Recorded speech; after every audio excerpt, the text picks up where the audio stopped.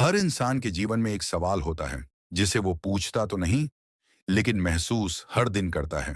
क्या मैं वाकई खुश हूं? हम काम करते हैं, रिश्ते निभाते हैं, पैसे कमाते हैं, लाइक्स गिनते हैं, पर अंदर एक खालीपन है, एक अधूरापन। बचपन से हमें हर चीज सिखाई गई।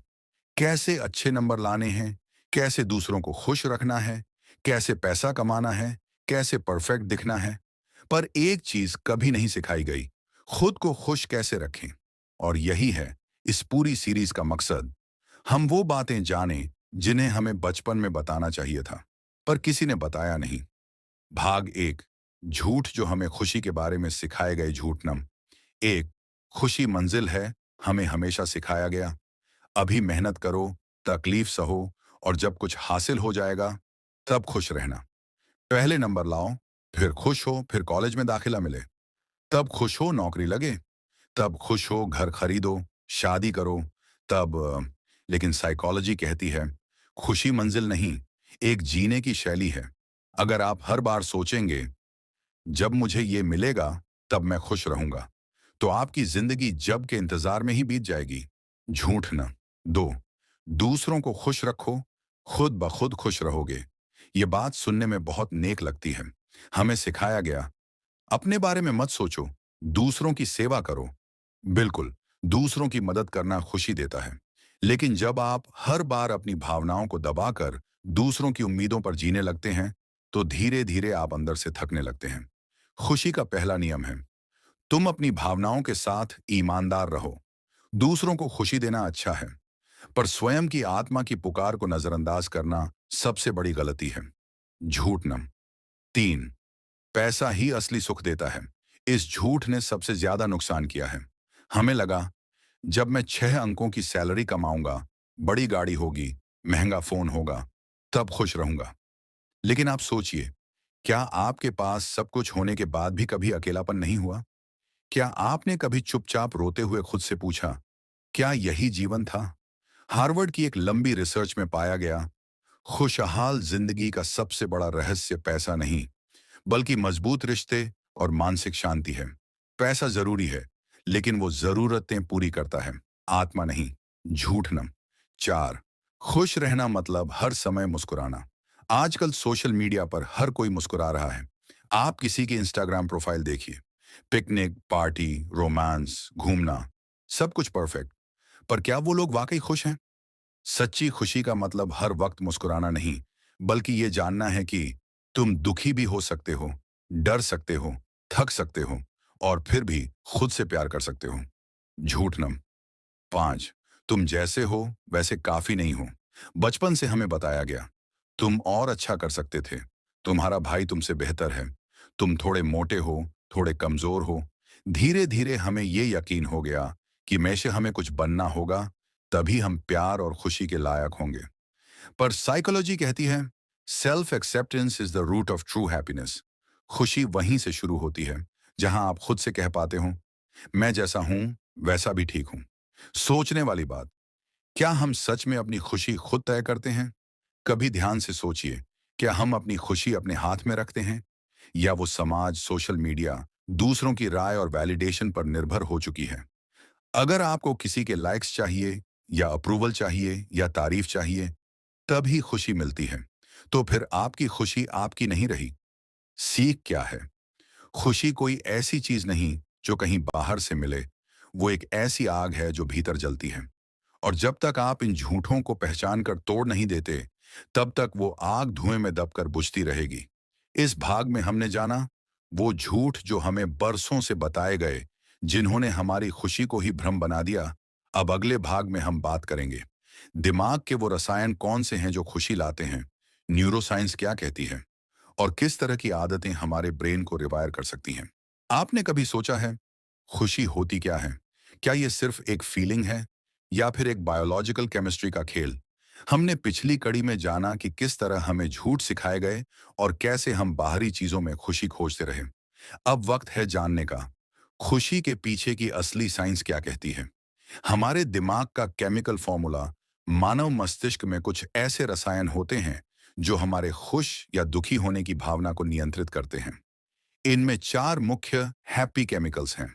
एक, डोपामाइन, इनाम का रसायन।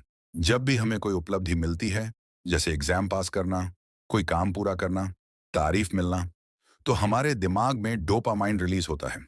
ये हमें मोटिवेट करता है और उस कार्य को दोबारा करने की प्रेरणा देता है। पर चेतावनी भी जरूरी है। डोपामीन का नशा इंसान को स्क्रीन, गेमिंग और सोशल मीडिया का गुलाम भी बना सकता है। हर बार जब आप सोशल मीडिया नोटिफिकेशन चेक करते हो, एक डोपामीन हिट मिलती है और यही हमें बार बार बिना वजह फोन चेक करने पर मजबूर करती है। दो, सेरोटोनिन, गर्व और संबंध का रसायन। सेरोटोनिन तब रिलीज होता है जब हमें सम्मान, पहचान या सामाजिक जुड़ाव महसूस होता है। अगर कोई आपको दिल से धन्यवाद कहता है या जब आप किसी को माफ करते हो या ध्यान करते हो, सेरोटोनिन सक्रिय होता है। सेरोटोनिन की कमी अक्सर एंजाइटी और डिप्रेशन से जुड़ी होती है। इसलिए ग्रेटिट्यूड और ध्यान, मेडिटेशन, सेरोटोनिन को बढ़ाने के बेहतरीन उपाय हैं। तीन, ऑक्सीटोसिन, प्यार और भरोसे का रसायन। जब कोई आपको गले लगाता है, जब आप किसी को दिल से सुनते हो या जब किसी बच्चे को प्यार करते हो, तब रिलीज होता है ऑक्सीटोसिन। ये हमें इंसानियत और भावनाओं से जोड़ता है। इसकी कमी हमें अकेलापन और असुरक्षा महसूस कराती है। चार, एंडोर्फिन्स, प्राकृतिक दर्द निवारक। जब आप व्यायाम करते हैं, दौड़ते हैं, हंसते हैं, तब आपके शरीर में एंडोर्फिन रिलीज होते हैं। ये न सिर्फ दर्द को कम करते हैं, बल्कि तनाव से लड़ने में आपकी मदद भी करते हैं। सवाल, क्या हम इन रसायनों को खुद से नियंत्रित कर सकते हैं? हाँ, पूरी तरह। हर दिन कुछ छोटी आदतें हमारे दिमाग के इस केमिकल सिस्टम को बेहतर बना सकती हैं। नीचे हम कुछ साइंस समर्थित उपाय देखेंगे। एक, ग्रैटिट्यूड जर्नलिंग। हर दिन सुबह या रात को 3 चीजों के लिए आभार। रिसर्च कहती है कि जो लोग हर दिन सुबह या रात को 3 चीजों के लिए आभार प्रकट करते हैं, उनके दिमाग में सेरोटोनिन की मात्रा बढ़ जाती है। लिखिए, आज सूरज की रोशनी को महसूस कर सका, शुक्रिया। मेरे पास एक बिस्तर है, शुक्रिया। माँ ने प्यार से खाना बनाया, शुक्रिया। छोटी चीजों में बड़ी खुशी छिपी होती है। दो, डिजिटल डिटॉक्स, डोपामीन को रीसेट करें।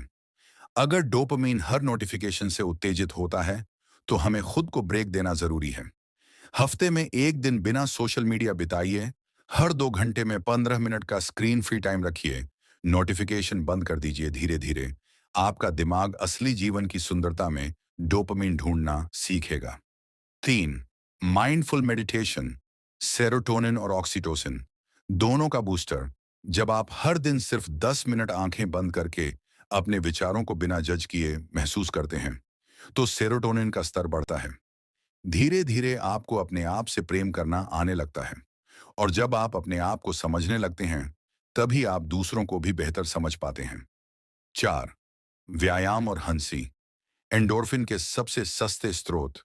20 मिनट की वॉक, 10 मिनट का डांस या फिर 5 मिनट का जोरदार हंसी वाला वीडियो देखना, ये सभी एंडोर्फिन को बढ़ाते हैं। हंसी कोई मजाक नहीं है, ये एक वैज्ञानिक दवा है, बिना साइड इफेक्ट्स के। एक खास बात, इन 4 रसायनों में संतुलन जरूरी है। अगर आप सिर्फ डोपामाइन के पीछे भागेंगे, तो आप इंस्टाग्राम, रील्स और गेम्स के एडिक्ट बन सकते हैं। अगर सेरोटोनिन कम होगा, तो आपको दूसरों की राय पर जीने की आदत लग जाएगी। इसलिए जरूरी है हर रसायन को संतुलित रखें और खुद की एक हैप्पी केमिस्ट्री तैयार करें। आधुनिक साइंस क्या कहती है? हार्वर्ड, येल और स्टैनफोर्ड जैसे विश्वविद्यालयों की रिसर्च कहती है, खुशी का 50% हिस्सा जेनेटिक्स से तय होता है, 10% परिस्थितियों से और 40% आपकी सोच, आदतें और व्यवहार से। यानी कि हम अपनी खुशी के कम से कम 40% भाग के मालिक हैं। ये संख्या बहुत बड़ी है। हर दिन हम अपने व्यवहार और सोच से अपने दिमाग के रसायनों को दिशा दे सकते हैं। निष्कर्ष, खुशी हमारे हाथ में है, पर हमें साइंस समझनी होगी। आज हम जानते हैं कि हमारा दिमाग कैसे काम करता है, कौन से रसायन खुशी से जुड़े हैं और कैसे कुछ आसान आदतों से हम उन पर प्रभाव डाल सकते हैं। खुशी कोई रहस्य नहीं है, ये एक जीने की समझ है। अब अगली और अंतिम कड़ी में हम बात करेंगे वो जीवन शैली और सोच की आदतें जो हमें अंदर से मजबूत और खुश रखती हैं। भारतीय और पश्चिमी विचारधाराओं में खुशी की परिभाषा और कैसे हम सस्टेनेबल हैप्पीनेस का जीवन जी सकते हैं, बिना भागे, बिना जले। अब तक हमने जाना कैसे बचपन से हमें खुशी के बारे में झूठ सिखाए गए, कैसे हमारे दिमाग में रसायनों का खेल चलता है और कैसे छोटी आदतों से हम खुद को बेहतर महसूस कर सकते हैं। पर सवाल अब भी बाकी है। क्या खुशी को हमेशा के लिए जिया जा सकता है? क्या कोई ऐसा जीवन संभव है जो हर हाल में भीतर से मुस्कुराए? इस अंतिम भाग में हम इसी का जवाब ढूंढेंगे। एक, खुशी एक विकल्प है, परिस्थिति नहीं। बहुत से लोग कहते हैं, मैं तभी खुश हो सकता हूं जब मेरे हालात बदलेंगे। पर दुनिया की सबसे मुश्किल परिस्थितियों में जी रहे लोगों को भी जब मुस्कुराते हुए देखते हैं, तो समझ आता है, खुशी बाहर की नहीं, भीतर की चीज है। यह एक निर्णय है, हर सुबह उठकर कहने का कि जो है, मैं उसमें भी खुद को खुश रख सकता हूं। दो, मीनिंग, प्लेजर, अर्थ आनंद से ऊपर है। साइकोलॉजी में एक पावरफुल कॉन्सेप्ट है, हीडोनिक वर्सेस यूडेमोनिक हैप्पीनेस। हीडोनिक, वो खुशी जो हमें तात्कालिक आनंद देती है, जैसे खाना, शॉपिंग, रील्स। यूडेमोनिक, वो खुशी जो जीवन के अर्थ और उद्देश्य से आती है। एग्जाम्पल, किसी गरीब बच्चे को पढ़ाना, माता पिता के चेहरे पर सुकून लाना, किसी टूटे दिल को सहारा देना। ये चीजें शॉर्ट टर्म मजा नहीं, बल्कि लॉन्ग टर्म सुकून देती हैं। सवाल यह है, क्या आप मीनिंगफुल खुशी की तरफ बढ़ रहे हैं? तीन, सेल्फ कंपासन, खुद से दयालु होना। हम दूसरों की गलतियां माफ कर देते हैं, पर अपनी एक गलती को बरसों तक ढोते रहते हैं। खुद को दोष देना, हर छोटी बात में खुद को नीचा दिखाना, मैं ही गलत हूं, मैं ही कमजोर हूं, यह खुशी का सबसे बड़ा दुश्मन है। रिसर्च बताती है, जो लोग खुद से दयालु होते हैं, वो मानसिक रूप से ज्यादा स्थिर, रचनात्मक और खुश होते हैं। माफी दीजिए खुद को, आप इंसान हैं, मशीन नहीं।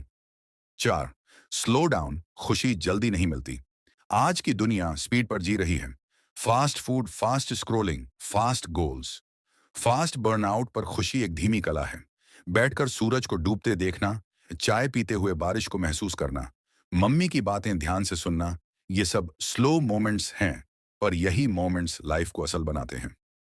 पांच, कंपेयरिंग किल्स जॉय।